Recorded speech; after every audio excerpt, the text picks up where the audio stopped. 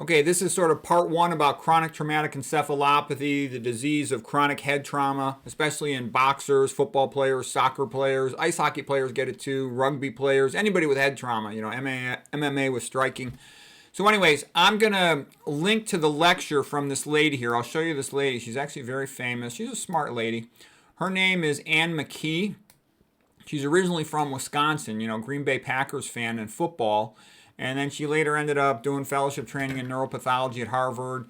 And she started studying the brains of these NFL football players.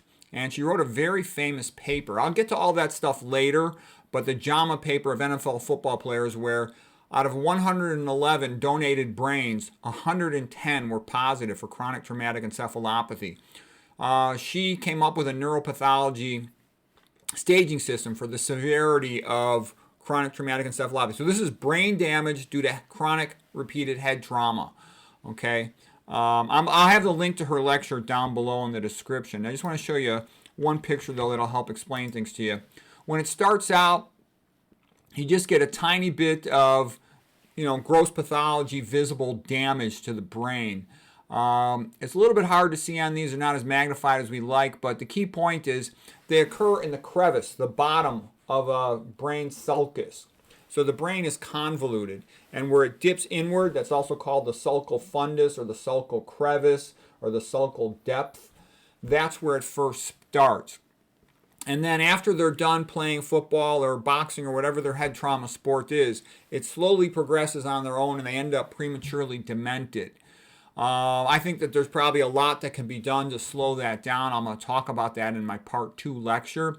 But so this is what was described as stage 1, just a single lesion. That's all it takes is a single lesion. It'll also have a characteristic appearance when looked at more closely, like a microscopic pathology, in terms of this abnormal density. These are called tau deposits, tauopathy. Tau is the name of a protein, so tau deposits accumulate around a small vessel at the depth of a sulcus is how it begins. Eventually, though, all this brown stuff, it looks like rust, outlines the cortical sulci, the gray matter. The cortex means bark, like the bark of a tree.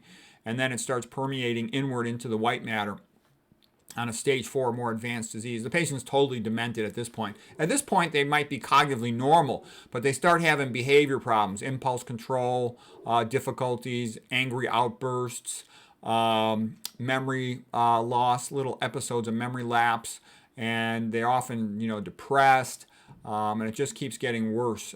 So anyways, yeah, and then the other question arises, well, what should you do, for yourself, for your kids? I would say the best sport for kids to play is tennis, because you meet a bunch of rich people and you learn how to dress like rich people, how to have good manners like rich people, and maybe they'll give you a job or something. And the other thing is you're indoors, a relatively safe environment.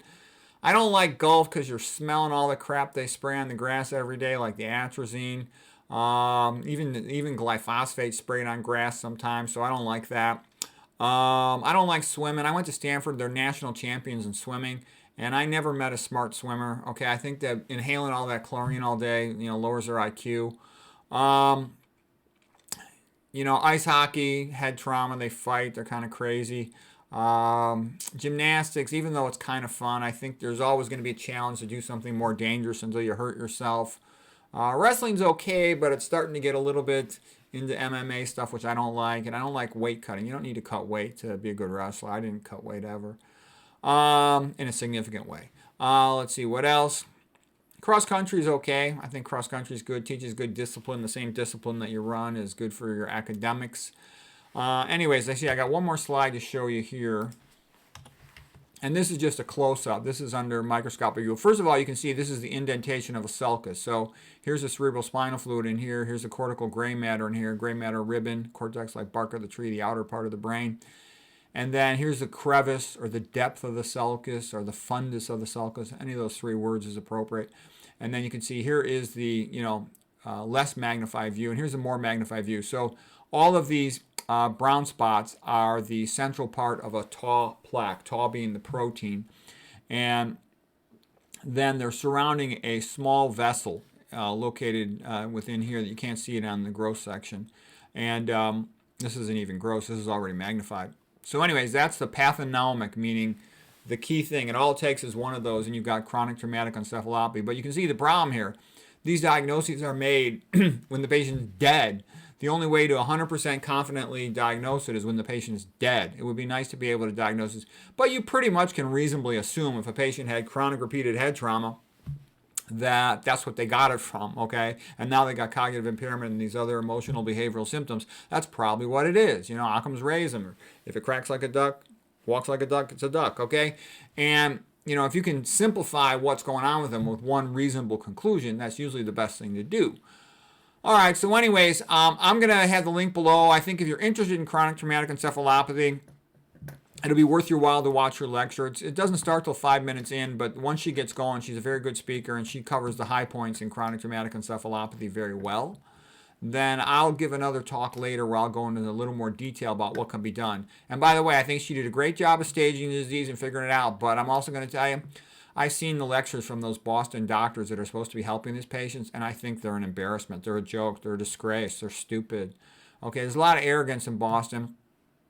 And basically, I heard a lot of these guys saying, oh, we recommend the Mediterranean diet. Oh, we recommend lean meat. Oh, good to eat a lot of fish for the brain. I'm like, are you guys retarded? They're so stupid. So don't automatically have respect when you hear somebody's like from Harvard or some other big name school, because a lot of times they're really talking out their butts. They don't know what they're saying. It's embarrassing how ignorant they are.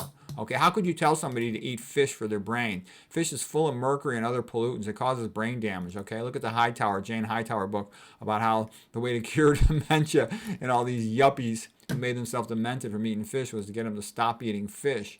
Okay, it's incredibly stupid, and the Mediterranean diet's incredibly stupid with olive oil, canola oil plugging up arteries, all these high-fat foods, nuts, seeds. They don't forbid alcohol. Alcohol is a major neurotoxin. You know, I'm not even so sure I like the idea of nuts being high in advanced glycation end products and really high in glutamate and fat. Anyways, there's other problems with that diet too. I see the Mediterranean diet, it's a loser. Okay. So anyways, you can watch her lecture if you want to see it, and I'll have another one on it, a brief one.